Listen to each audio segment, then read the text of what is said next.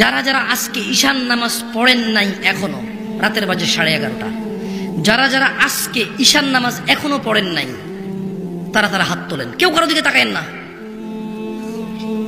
কেউ কারো দিকে তাকায়েন না, সবাই নিচের দিকে নিচের দিকে তাকান। নামান, ওয়াল্লাহি যা আমি দেখছি,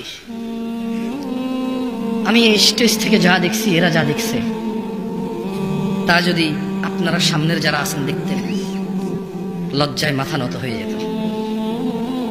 এ হচ্ছে আমাদের ইসলাম, এ হচ্ছে আমাদের ইসলাম। বাবার লজ্জা করে না তার ছেলে বেনামাজি, শ্বশুরের লজ্জা করে না তার মেয়ের জামাই বেনামাজি, মেয়ের জামাই লজ্জা করে না শ্বশুর বেনামাজি, বড় ভাইয়ের লজ্জা করে না ছোট ভাই বেনামাজি, ছোট ভাইয়ের লজ্জা করে না বড় ভাইয়ের সামনে বেনামাজি। সমাজের চেয়ারম্যান মেম্বার নামাজ চলা অবস্থায় তার জনগণের সামনে সে বেনামাজি অবস্থায় বসে থাকে, অথচ সে জনপ্রতিনিধি। বিচারকের লজ্জা করে না ওই সম্মানজনক জায়গা থেকে সে বেনামাজি।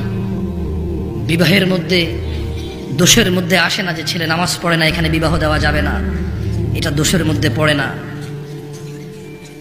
এদেশে ব্যবসা বাণিজ্যের পার্টনারশিপ করার জন্য, চাকরি বাকরি করার জন্য সলাতি ছেলেকে গুরুত্ব দেওয়া হয় না, কারণ এদেশের মানুষ বলে বোরখার ভিতরে শয়তান বেশি, নামাজেরই বেশি খারাপ। ও নিজে নামাজ আদায় করে না, তো এই জন্য এটা বলে, অথচ ও জানে না খারাপ আমরা সবাই, মুশরিক ও গুনাহগার। খারাপ আমরা সবাই, মুশরিক ও গুনাহগার এটা এক বিষয়, আর মুসলিম ও গুনাহগার এটা আরেক বিষয়। ওকে আমরা বাংলা ভাষায় বয়ান করে বুঝাইতে এখন পর্যন্ত সক্ষম হইনি। গুনাহগার মুসলমান আর গুনাহগার মুশরিক দুটার মধ্যে আসমান জমিনের পার্থক্য আছে। গুনাহগার মুসলমান আল্লাহ শাস্তি দিবে অথবা শাস্তি দিবে না, ক্ষমা করবে, কার ইচ্ছা? আল্লাহর ইচ্ছা। জান্নাতে যাবে, শাস্তি পেয়ে হলেও যাবে। আর বেঈমান গুনাহগার, কাফের গুনাহগার, মুশরিক গুনাহগার, ওর জান্নাতে যাওয়ার কোনো অবকাশ নেই। সালাত, নামাজ যে মধ্যখানের অন্তরায়, নামাজ যে মধ্যখানের অন্তরায়, এটা ওকে আমরা বুঝাইতে ব্যর্থ হয়েছি। ও সালাতকে সাপ্তাহিক অনুষ্ঠানে পরিণত করেছে। ও পাঁচতলা মসজিদ এজন্য করেছে কারণ জুমায় জায়গা দেওয়া যায় না, ফজরের জন্য করেনি। ধিক্কার এমন পরিকল্পনাকারীর উপর। আমি জামশেদ মজুমদার বলি, সেই মনি, লজ্জা পাও তুমি।